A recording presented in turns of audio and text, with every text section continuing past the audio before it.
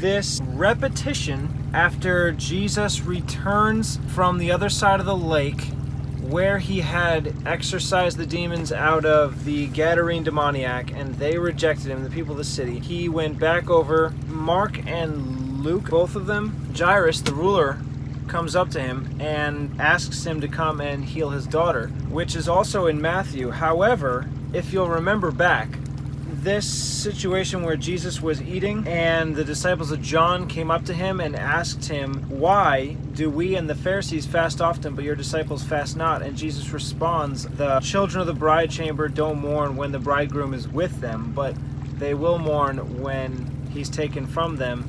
And then he goes on to say, "No one puts a piece of a new cloth to an old garment, neither do people put new wine in old bottles." Word for word with what's said in Mark and Luke, right after Jesus invites Matthew Levi to follow him, he gives Jesus a feast. And while he's feasting, the Pharisees show up. It doesn't say the Pharisees ask, it just says here in Mark 2:18, "And the disciples of John and of the Pharisees used to fast." This is also combined with Luke 5:33.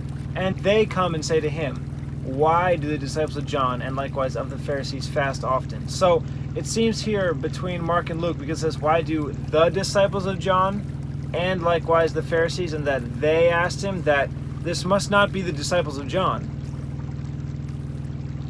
And maybe it's just the Pharisees asking. Maybe it's just other people. We don't know. But here in Matthew chapter 9, verse 14, it clearly says, "The disciples of John, they came to him, saying, 'Why do we and the Pharisees fast often, but your disciples don't?'" Because of that, I had these two events separate, as if Jesus responded once to whoever is questioning him the first time, as recorded in Mark and Luke.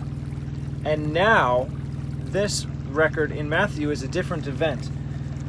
But since that time, I've gone through a few scenarios, like the Sermon on the Mount and the Sermon on the Plain, when Jesus has a few words that are similar. I just put them all over into the Sermon on the Plain because I know that Matthew put things out of order, and I really don't like the repetition. If I'm going to have repetition, this work is kind of pointless. You might as well not combine it. Have all four and maybe just space it out, maybe rearrange some stuff in Matthew so that you can read it all in order, even if you have to read it 4 times. That is what Michael Rood did in the Chronological Gospels, and what a bunch of other works did. But what I want to do is read it once, all the events one time in order.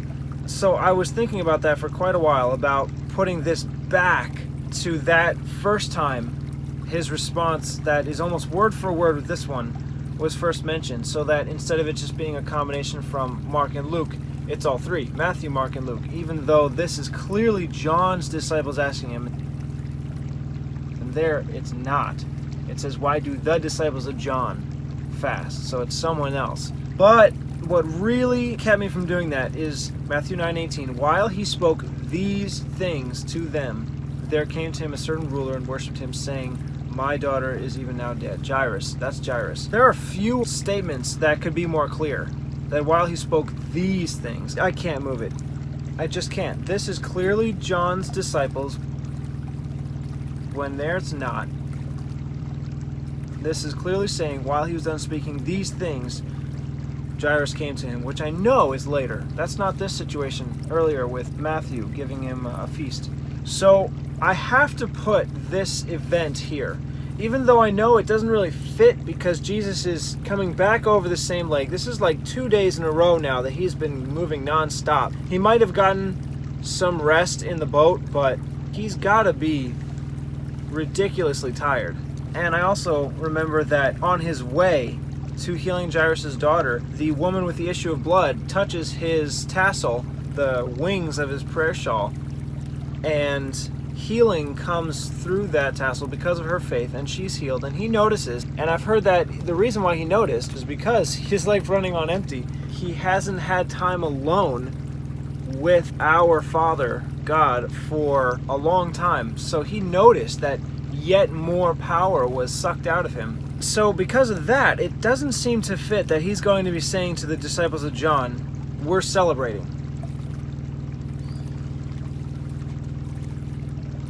he may not be celebrating, and this may actually be a few hours or a day later, because if the disciples of John really are asking him, why do we fast, but you and your disciples fast not? They're probably eating now.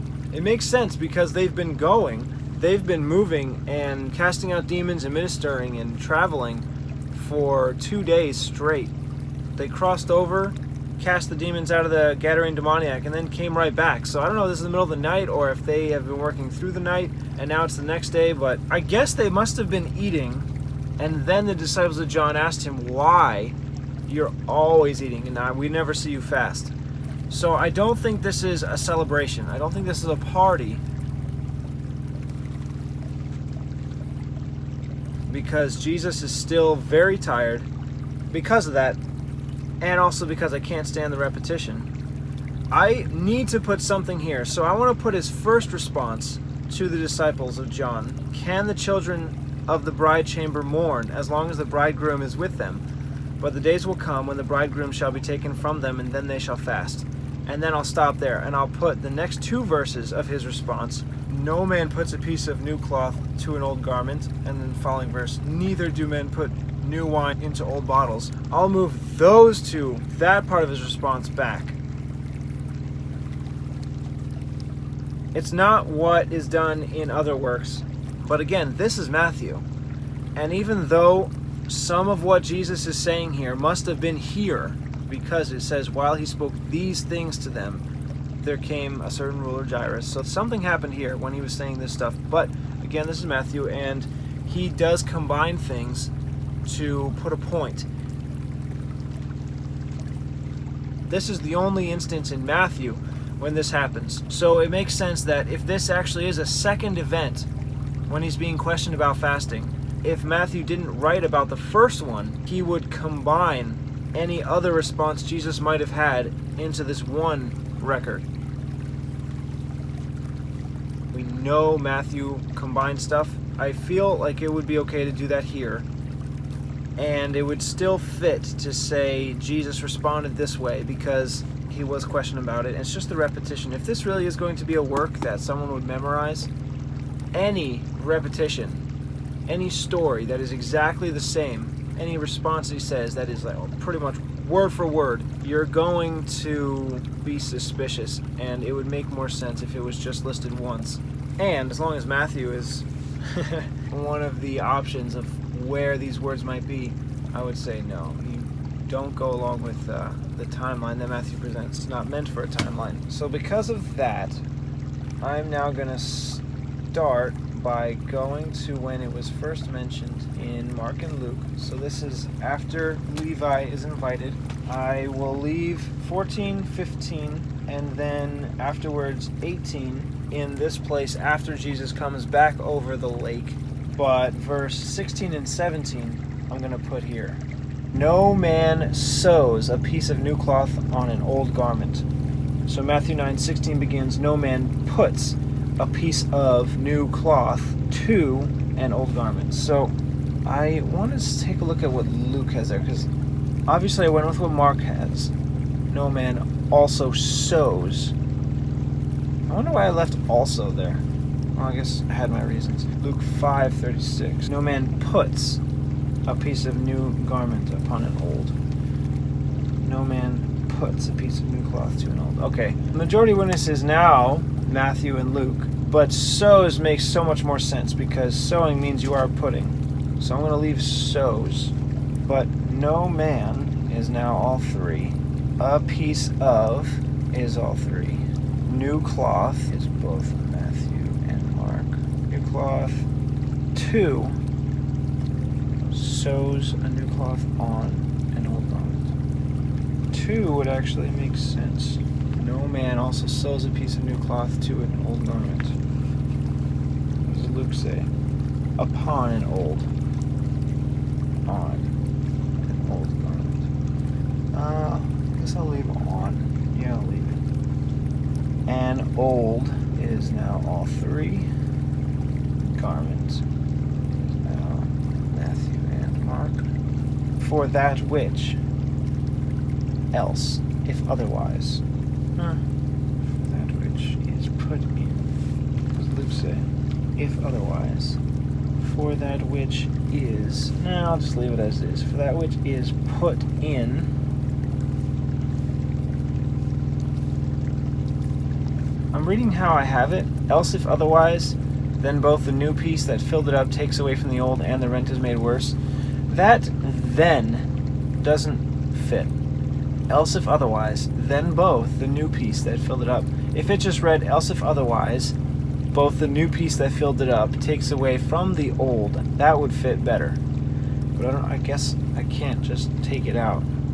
If I just leave it there. But all of this from Matthew, I might need to add.